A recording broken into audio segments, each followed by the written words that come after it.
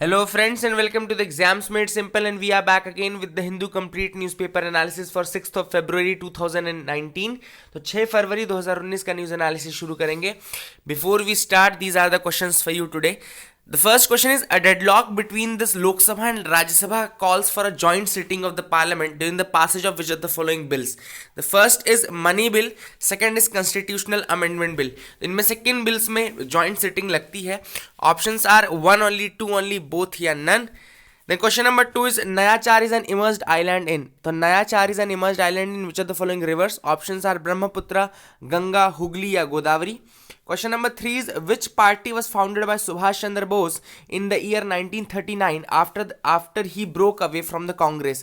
तो इनमें से कौन सी पार्टी बनाई थी सुभाष चंद्र बोस जी ने after the breakage from Congress in 1939?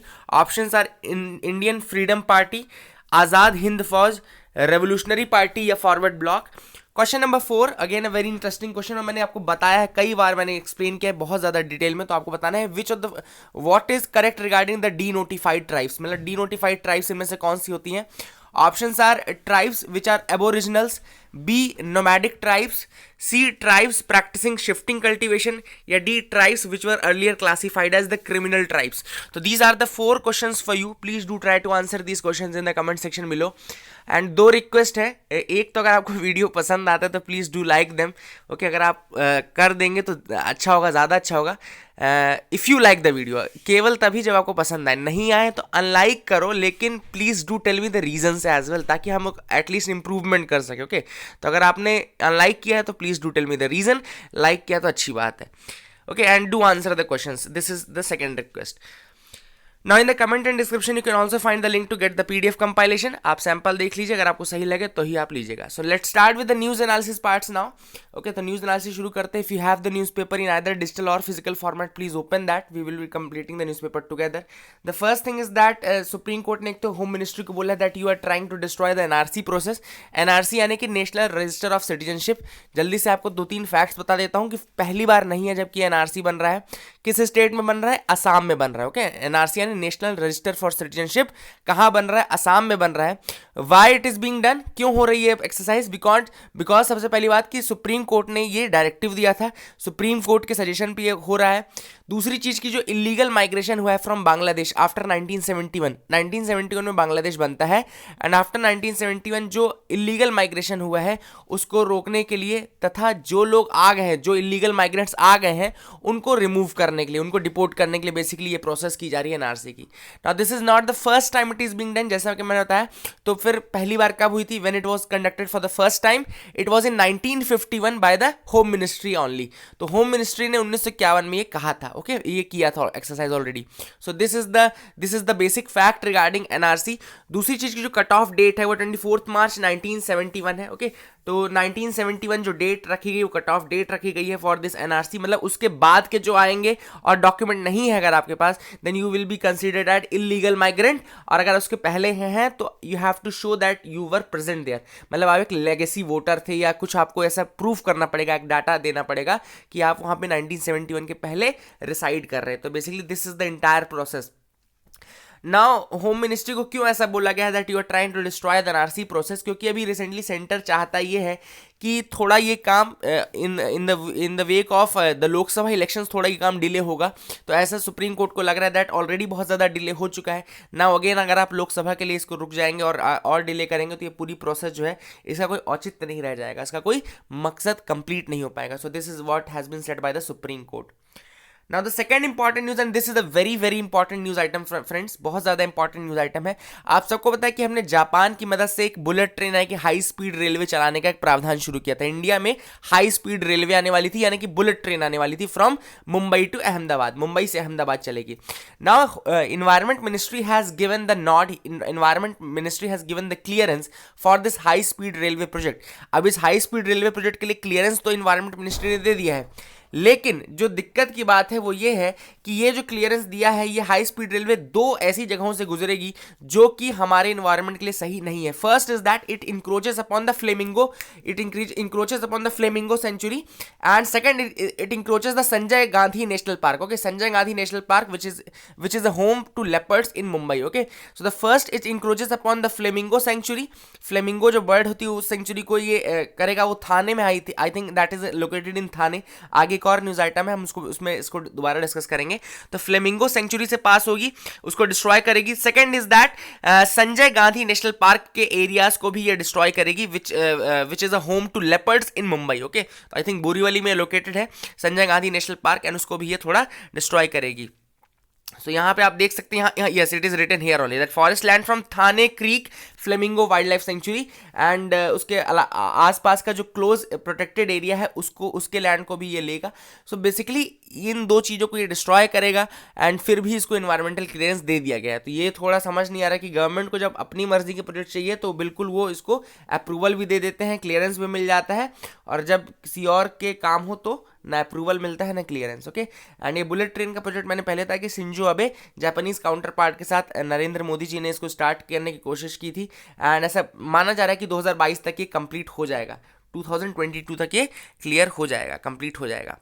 Now NSA has been invoked against 3 men accused of cow slaughter in Madhya Pradesh. तो मध्य प्रदेश में कांग्रेस ने 3 लोगों के खिलाफ NSA यानी कि नेशनल सिक्योरिटी एक्ट इन्वोक कर दिया है.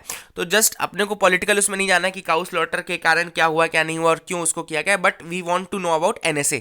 तो बेसिकली नेशनल सिक्योरिटी एक्ट अलग अलग टाइम में आता रहा है, अलग अलग उसमें अमेंडमेंट्स होते रहे, and this is the national security act of 1980 and is an act of parliament promulgated on 23 September 1980. इसको 23 सितंबर 1980 में प्रोमलगेट किया गया था, and the purpose is to provide for preventive detention in certain cases and for matters connected therewith. कुछ ऐसे important matters हैं जैसे कि नेशनल सिक्योरिटी को ले लिया आपने, इंटरनेशनल रिलेशंस को ले लिया, या फिर पीस, पब्लिक ऑर्डर, डिसेंसी, इन सब को ले लिया. इन सब केसेस में अगर स्टेट गवर्नमेंट या फिर सेंट्रल गवर्नमेंट चाहे तो they can detain the person for up to 1 year. एक ये प्रावधान है, ये प्रावधान आई थिंक मैंने ये एनडीटीवी या इंडियन एक्सप्रेस में ये चीज पढ़ी है, जो यहाँ पे आपको नीचे दिख रहा होगा ना, the national security Act empowers the government to detain people for up to a year if they suspect that they could disrupt public order, endanger the security of India or its ties with foreign countries. ये statement याद रखेगा, very important. National security act 1980 के regarding का statement है. This act empowers the government. Now this government is both central government as well as the state government. दोनों state government और central government को power मिलती है इस act के through. That they can detain people, preventive detention या for up to a year, 1 साल तक के लिए, if they suspect that these persons could disrupt the public order, endanger the security of India or its ties with the foreign countries. Okay, तो इस case में भी इनको ऐसा लगा कि communal violence हो सकता है और disrupt होगी peace and security of India. So in that public order, so in that case the NSA यानी कि national security act was invoked against these persons. Okay, ये दो चीज़ें हमने अच्छी पढ़ ली. Okay, and let's move to the next news item. आगे की तरफ मूव करते हैं. ओके, आगे की न्यूज़ आप भी मेरे साथ मूव करते हैं तो we will be completing the newspaper together. Okay, हम साथ ही न्यूज़पेपर ही कंप्लीट कर देंगे. अब सबरीमाला टेंपल के बारे में फिर से कुछ बोला गया, लेकिन हमको जस्ट याद रखेंगे लॉर्ड अयप्पा का टेंपल है. ओके, पेरियार टाइगर रिजर्व याद रखिएगा, Pamba river, these are the important location related with this.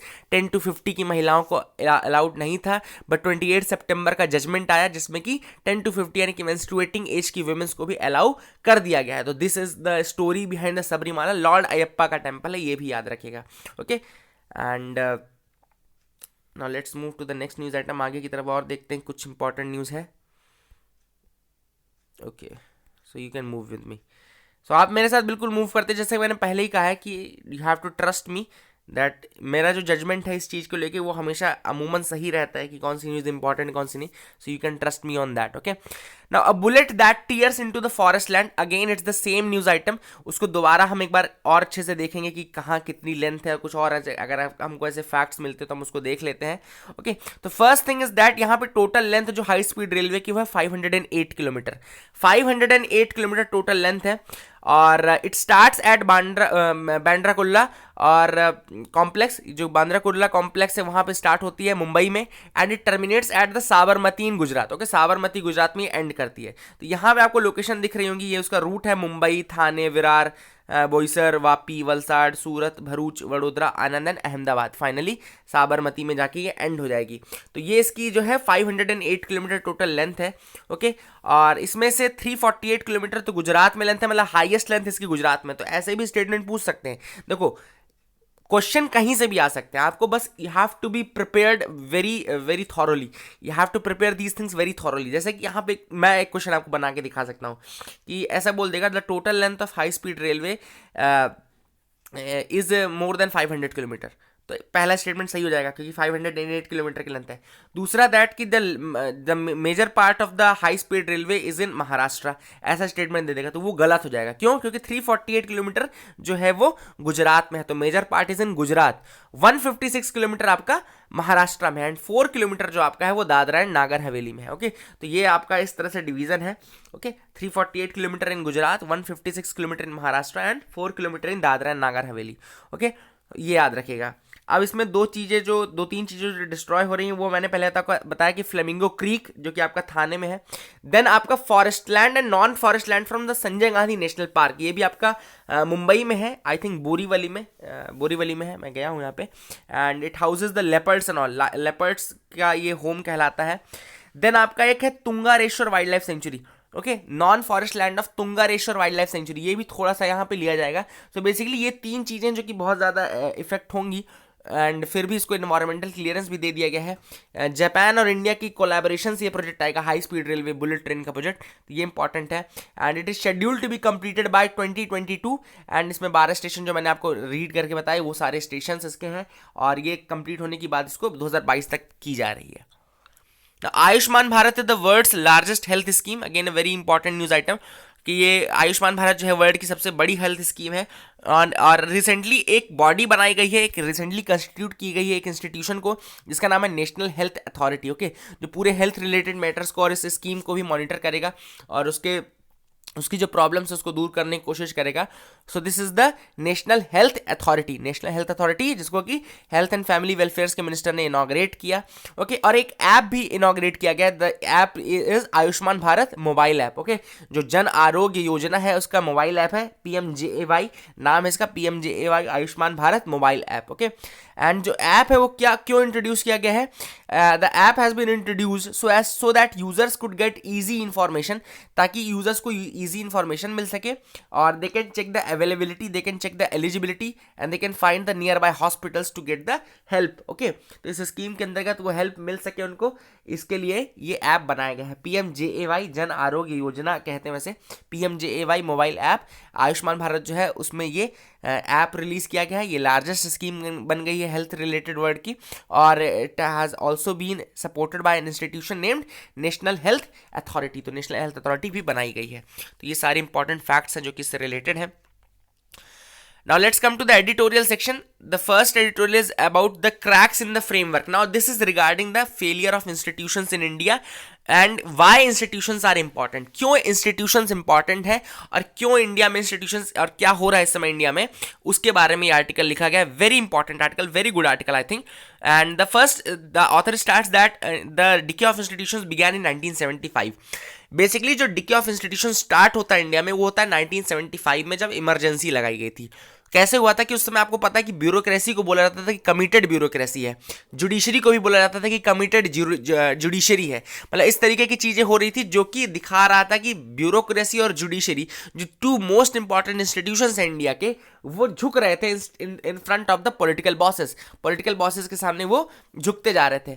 Now in the present time as well, जो 2014 के बाद से जो अभी टाइम है, अगर आप उसमें देखें तो बहुत सारे मेजर इंस्टीट्यूशंस इंडिया के ऐसे हैं जहां पे क्लैशेस हुए हैं, जहां उनकी क्रेडिबिलिटी डिक्रीज हुई है। देखो, ये कोई आइडियोलॉजिकल बात नहीं, कोई मैं फिलोसफी या अपनी आइडियोलॉजी नहीं बता रहा हूं, this is the truth and you people has been the witness of that truth. Okay, तो आप लोगों ने भी पढ़ाई की है, तैयारी की है, आप सबको पता है ये चीजें। तो सेम चीज I am reiterating, do not think that I am pitching against some government और I am pitching against some specific persons, but ये ट्रुथ है, ये रियलिटी है। फॉर एग्जाम्पल आरबीआई का इतना बड़ा एपिसोड हुआ तो वो कहीं ना कहीं दिखाता है कि वहाँ पे आरबीआई की क्रेडिबिलिटी घटी, वहाँ पे आरबीआई की वैल्यू थोड़ा डिक्रीज की गई। हमारे जो डायरेक्टर थे आरबीआई के, रिजर्व बैंक ऑफ इंडिया के जो चीफ थे, उन्होंने रिजाइन किया। तो ये सारी चीज़ें नहीं होनी चाहिए, इंस्टीट्यूशनल डिके नहीं होना चाहिए था। Same happen with the CBI. CBI के साथ तो पूरा इशू इतना ज़्यादा उठा पटक चल गई। ओके, उसके बाद अभी जब एनएसएसओ का साथ हुआ, नेशनल सैंपल सर्वे ऑर्गेनाइजेशन, वहाँ के पूरे मेंबर्स ने रिजाइन कर दिया है। तो देखो कुछ तो बात होगी ना, there has to be something, there has to be some spark, then only this fire could have caught up. Okay, तो बिना स्पार्क के तो ऐसे फायर नहीं पकड़ लेता। तो ये सारी चीजें हैं जो कि बताती है कि इंस्टीट्यूशनल डिकेज जो है वो इंडिया में अभी हो रहा है। 1975 में स्टार्टिंग हुई थी इसकी। Now why these institutions matter? क्यों इंस्टीट्यूशंस की इतनी ज्यादा वैल्यू है? इंस्टीट्यूशनल क्यों इंस्टीट्यूशंस को स्ट्रांग होना जरूरी है?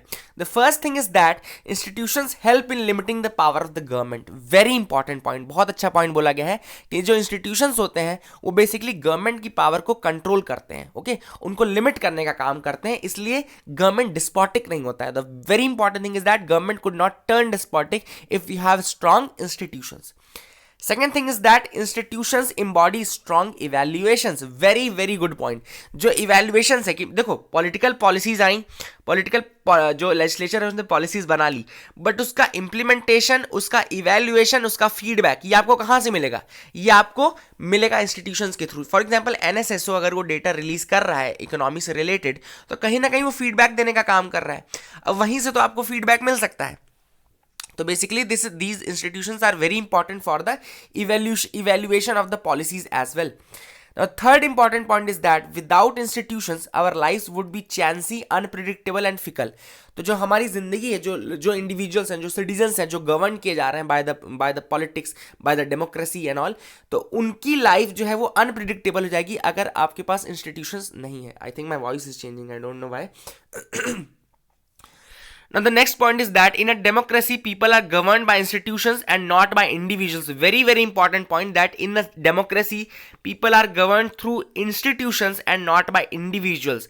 ये institutions ही हैं जो कि डेमोक्रेसी को बनाए रख रहे हैं, otherwise there would not be any democracy. Democracy का सबसे इंपॉर्टेंट कंपोनेंट ही है आपका institutional democracy. Okay, and without institutions only way to dislodge the government is through violence. For example election commission in itself is an institution. Okay, election commission, पूरी election की जो process है वो अपने आप में एक इंस्टीट्यूशन है। सपोज कल को इंस्टीट्यूशंस का डिके होता है और इलेक्शन कमीशन का डिके हो जाता है, तो उसके साथ क्या होगा कि the only way to dislodge the government, जो गवर्नमेंट पावर में है उसको हटाने का केवल एकमात्र तरीका क्या रहेगा? That will B violence.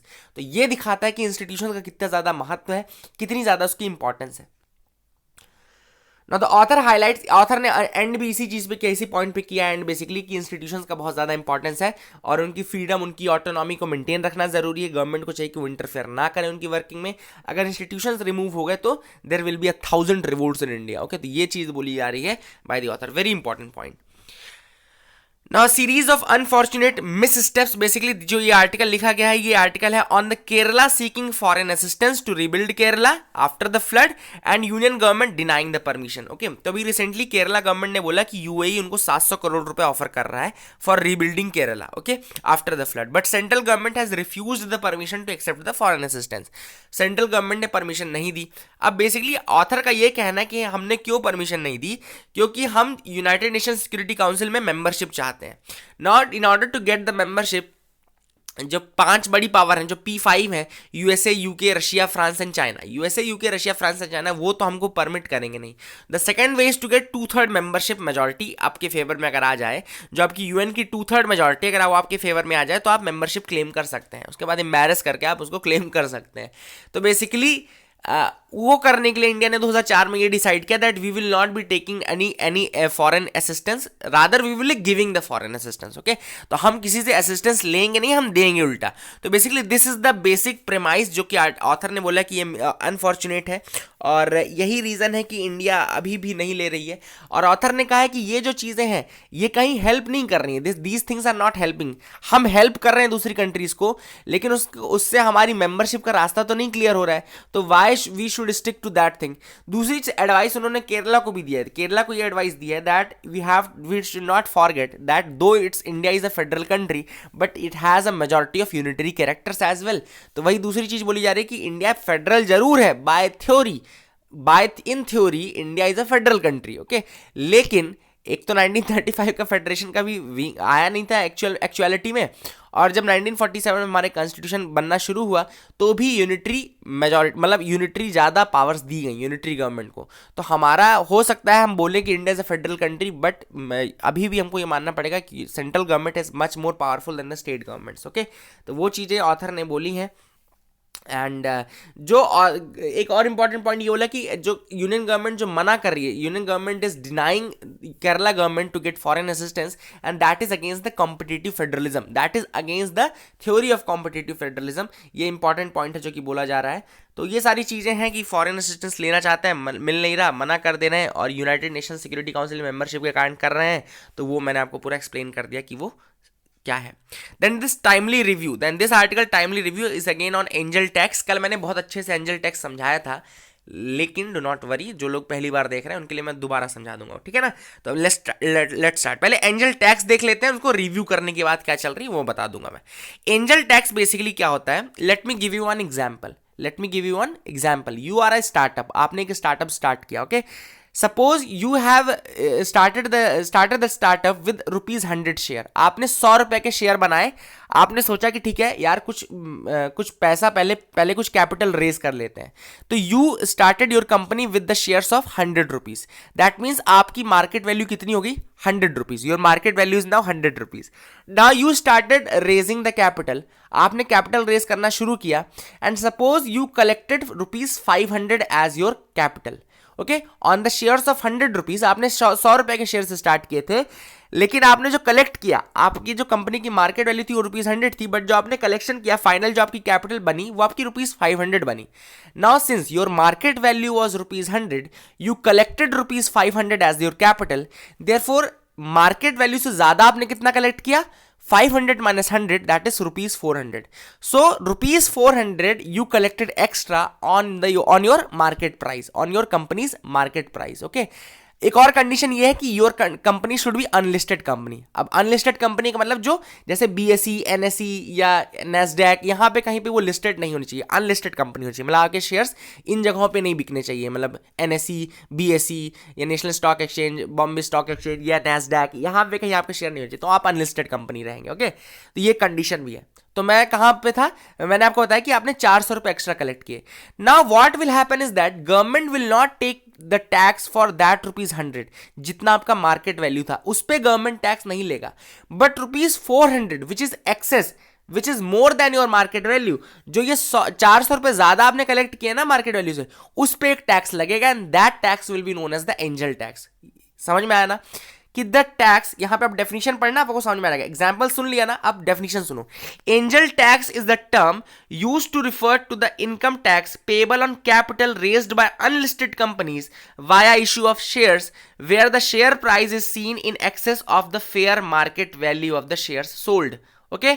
तो फेयर मार्केट वैल्यू से ज्यादा आपने जितना कैपिटल रेज किया गया होगा, सपोज 100 रुपए के आपने शेयर, जो फेयर मार्केट वैल्यू थी वो 100 रुपए की थी, बट आपने कलेक्ट 500 रुपए किए, तो जो एक्सेस 400 रुपए थे उस पे जो टैक्स लगेगा वो कहलाएगा angel tax. The excess realisation is considered as income, क्योंकि आपको जो एक्स्ट्रा 400 रुपए मिले ना वो आपकी इनकम कंसीडर की जाएगी। That ₹400 will be considered as your income, and you will be taxed on that extra income which will be more than your market price, and that tax will be known as the angel tax. तो वो आपका angel tax कहलाएगा। Basically 2012 में इसको introduce किया गया, 2012 में इसको इंट्रोड्यूस किया गया in order to curb the money laundering. जो मनी लॉन्ड्रिंग एक तरह से स्टार्ट की जा रही थी बाय दीज प्रोसेसेस, उसको खत्म करने के लिए, उसको थोड़ा कर्ब करने के लिए एंजल टैक्स 2012 में स्टार्ट किया गया था थ्रू द अनलिस्टेड कंपनी। देखो मैंने कल भी आपको एक कंडीशन बताई थी कि क्या होता है ना कि कंपनीज, कुछ लोग स्टार्टअप खोल देते हैं in order to do money laundering, मतलब उसमें कोई काम नहीं होता, जस्ट मनी लॉन्ड्रिंग करने के लिए वो स्टार्टअप खोल लेते हैं और अपना ही पैसा अपनी कंपनी में लगा देते हैं, ओके। तो ये सब बेसिकली चीजें जो है, ये इनको रोकने के लिए एंजल टैक्स लगाया गया था, ओके, ताकि मार्केट प्राइस से ज्यादा, जो फेयर मार्केट प्राइस है उससे ज्यादा कहीं आप कलेक्शन ना करके अपना मनी को वाइट ना कर लो, ओके, ब्लैक मनी को वाइट ना कर लो, ओके। तो अभी रिसेंटली एक पैनल बनाया गया है इन सब चीज़ों को चेक करने के लिए, ओके। 5 मेंबर पैनल बनाया गया है इन ऑर्डर टू चेक कि लगने चाहिए कि नहीं लगना चाहिए। अभी ऑथर ने बोला बताया वही सारी चीज़ जो मैंने कल बताई थी कि एक तो स्टार्टअप की डेफिनेशन चेंज करने वाले हैं कि 7 साल से बढ़ाकर 10 साल करने वाले हैं। ओके, अभी तक क्या है 7 साल तक की कंपनीज को स्टार्टअप मान रहे हैं, अब बोल रहे हैं कि 7 साल से बढ़ा के 10 साल कर दो। दूसरा है जो बेसिक थ्रेशोल्ड था अभी वो 10 करोड़ था, 10 करोड़ तक की इनकम पे एग्जेम्पशन था टैक्स का, लेकिन उसको बढ़ा करके अब 25 करोड़ करने की बात की जा रही है कि अब उसको ठीक है बढ़ा करके 25 करोड़ तक का एग्जेम्पशन देना चाहिए। ओके, एक मेजर प्रॉब्लम ऑथर ने एंजल टैक्स में ये बताई कि बेसिकली यहाँ पे स्टार्टअप्स होते हैं they come at the mercy of the IT officials. जो इनकम टैक्स ऑफिसर्स है ना वो बहुत ज्यादा डरा के रखते हैं ऐसे स्टार्टअप्स को, और इंस्पेक्टर राज टाइप की चीजें होती हैं। तो इसलिए ऑथर ने सजेस्ट किया कि एंजल टैक्स जैसी चीजों को बंद कर देना चाहिए और हमको कुछ और डिसेंट तरीका, कोई नेसेंट स्टार्टअप, कोई दूसरा तरीका स्टार्ट करना चाहिए ताकि जो नेसेंट स्टार्टअप्स हैं वो इस इंस्पेक्टर राज से दूर रह सके और वो ज़्यादा फीजिबल कंडीशन में आ सकें और ज़्यादा उनको बढ़ावा मिल सके। तो ज़्यादा से ज़्यादा स्टार्टअप्स अगर आपको बढ़ाने हैं तो ये एंजल टैक्स और इंस्पेक्टर राज वाली चीज़ जो है वो खत्म करनी चाहिए, ये ऑथर का सजेशन है ना। बेसिकली ऑपेड पेज में ये इंटरव्यू है तो not very important for us, okay, election से रिलेटेड है। बस याद रखिएगा रुचिर शर्मा का इंटरव्यू था, उसी की किताब आने वाली है democracy on the road, a 25 year journey through India. Okay, democracy through on the road, democracy on the road, ये बुक किसकी है? रुचिर शर्मा की। तो ये किताब का नाम भी याद रखिएगा। ओके, यहाँ पे जो ये मैप दिख रहा है ना, ये सरफेस जो पानी, जो सरफेस वाटर है उसके रिडक्शन के ऊपर है ना। Surface water has reduced a lot. Okay, there has been a severe shortage of rainfall in 2018, जिसके कारण जो सॉइल मॉइस्चर है बहुत ज़्यादा घट गया है ना। कुछ स्टेट्स हैं जो कि मेजरली इफेक्टेड है by this loss of soil moisture: Gujarat, Maharashtra, Bihar, Andhra Pradesh, Rajasthan, Karnataka.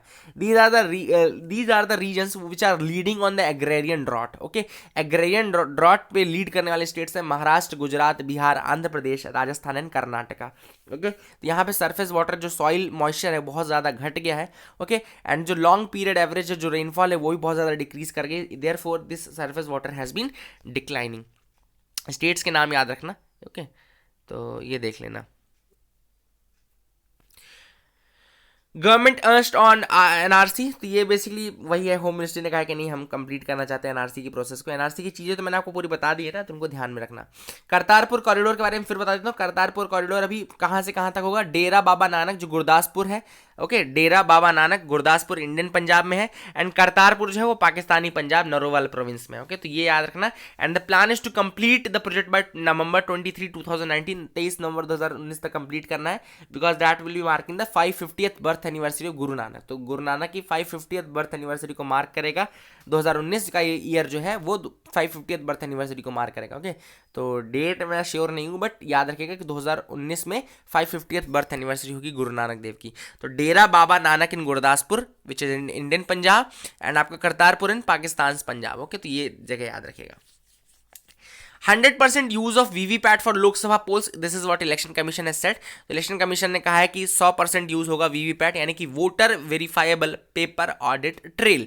ना voter verifiable paper audit trail का मतलब क्या है कि वीवीपैट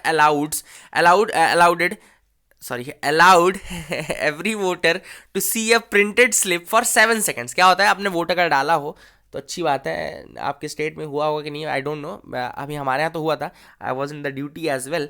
सो बहुत अच्छा प्रोसेस है ना। इफ़ यू आपने कोई बटन दबाई, आपने ईवीएम में दबाया, फॉर एग्जांपल सपोज आपने नोटा दबाया, अब आपने नोटा दबाया तो क्या होगा कि एक स्क्रीन में जो वीवीपैट है उसमें स्क्रीन में आपको एक पेपर स्लिप आएगी जिसमें दिखा रहेगा कि NOTA none of the above, यहाँ पे आपने वोट डाला है, and that slip will be there for 7 seconds. उसके बाद वो अंदर ही काउंटर के अंदर गिर जाएगी, उसी के अंदर गिर जाएगी। ओके, सो बेसिकली ये प्रोसेस रहती है वीवीपैट की। 7 सेकंड आपको कंफर्मेशन के लिए मिलते हैं कि आप देख लो आपका वोट वहीं जा रहा है जहां पे जाना चाहिए।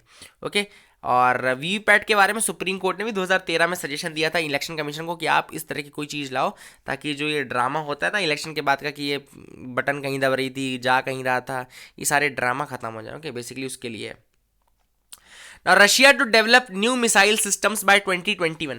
रशिया ने बोला है कि हम 2021 तक नई नई मिसाइल सिस्टम डेवलप करेंगे। अब ये क्यों बोला है रशिया ने? क्योंकि आप सबको पता है कि INF ट्रीटी यानी कि जो intermediate range nuclear force treaty थी उससे यूएस विड्रॉ कर गया।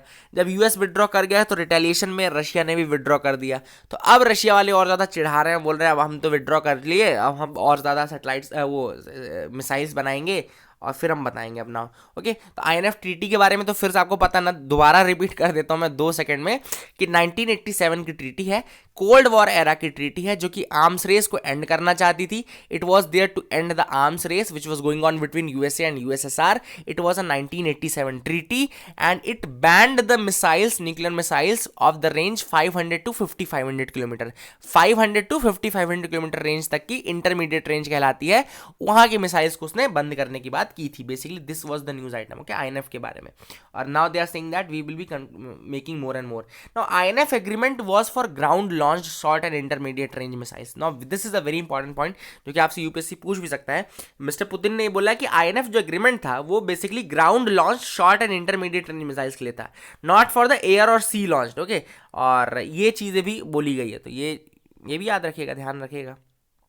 Okay, Now this is a very very important news item. Government subsidy spent on the rise again. ये थोड़ा इकोनॉमिक सेक्शन की न्यूज़ है, ज़्यादा डिटेल में आपको बता दूंगा. अभी रिसेंटली देखो, ये मेंस में क्वेश्चन आ सकता है कि गवर्नमेंट सब्सिडी क्यों बढ़ी है रिसेंटली. अगर आपने देखा हो तो ये 6 साल से घट रही थी. इट वॉज अ 6 ईयर एक ट्रेंड चल रहा था कि हमारी सब्सिडी डिक्रीज होती जा रही थी. Now in the last 2 years the government subsidy has increased again.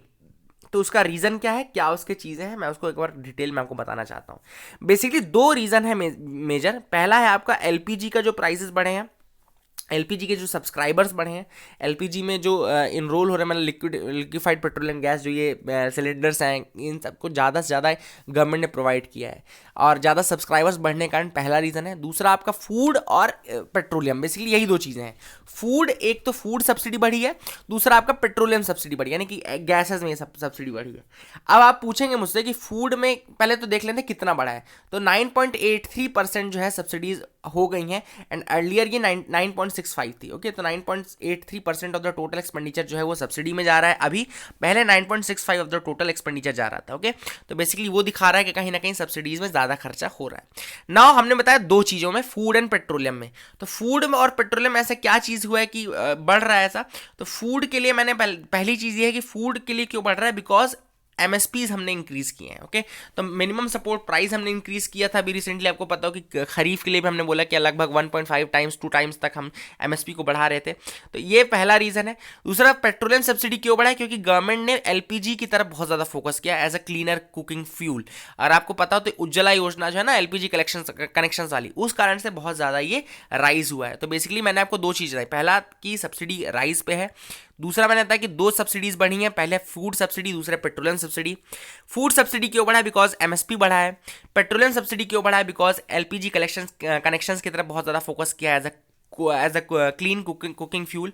Now अब 2 स्कीम्स के बारे में बताया जा रहा है जो कि एलपीजी कनेक्शन से रिलेटेड है. पहली पहल, इसका वैसे हिंदी होता है प्रत्यक्ष हस्तांतरित लाभ. ओके, लिखा नहीं है लेकिन इसका होता है प्रत्यक्ष हस्तांतरित लाभ, ये स्कीम कहलाती है. नाउ डायरेक्ट कैश ट्रांसफर है to LPG customers. Okay, LPG customers के लिए डायरेक्ट कैश ट्रांसफर है for up to 12 LPG cylinders, 12 cylinders तक के लिए. और जो वेट होता है 14.2 kg होता है पर सिलेंडर पर ईयर का. ओके, तो याद रखिएगा 14.2 kg के सिलेंडर होते हैं और 12 सिलेंडर्स ले सकते हैं आप अंडर दिस एलपीजी. आपको यहाँ पे डायरेक्ट कैश सब्सिडी मिलेगी, डायरेक्ट कैश ट्रांसफर मिलेगा. ओके, पहली स्कीम. सेकंड जो स्कीम है वो उज्ज्वला योजना है. उज्ज्वला आप सबको पता है कि फ्री एलपीजी कनेक्शंस देने हैं टू द पुअर हाउसेस, जो हाउस होल्ड्स हैं पुअर, उनको ये देना है. तो ये 2 स्कीम्स भी हमने पढ़ ली. तो बेसिकली ये आई थिंक आपको समझ में आ गया होगा अभी पूरा ये क्या है. ना स्पोर्ट्स सेक्शन में हम आ गए हैं, तो इतना खास तो नहीं लगता मुझे. कल रोनाल्डो का बर्थडे था, आई थिंक रोनाल्डो नेमार का बर्थडे था, सेलिब्रेट किया होगा उन्होंने अच्छे से, है ना. So I think that is it for the day. हाँ, एक अच्छी चीज़ है महिलाओं के लिए, अच्छी चीज़ है कि they outlive men and they remain mentally sharp longer. Okay, तो ज़्यादा दिनों तक वो बुद्धिमान रहती हैं और वो ज़्यादा जीती भी हैं. तो these are very good things. Okay, अच्छी चीज़ है. So that is it for the day. I hope you liked our video. Please do like, share and subscribe and please keep loving us. And जो मैंने बोला कि अगर आपको पसंद आता है तो प्लीज़ लाइक करिएगा, नहीं आता तो अनलाइक करिए, लेकिन बता दीजिएगा रीज़न, है ना. ऐसे दबी में मत करके निकल जाइएगा. So that is it. Thank you and have a nice day.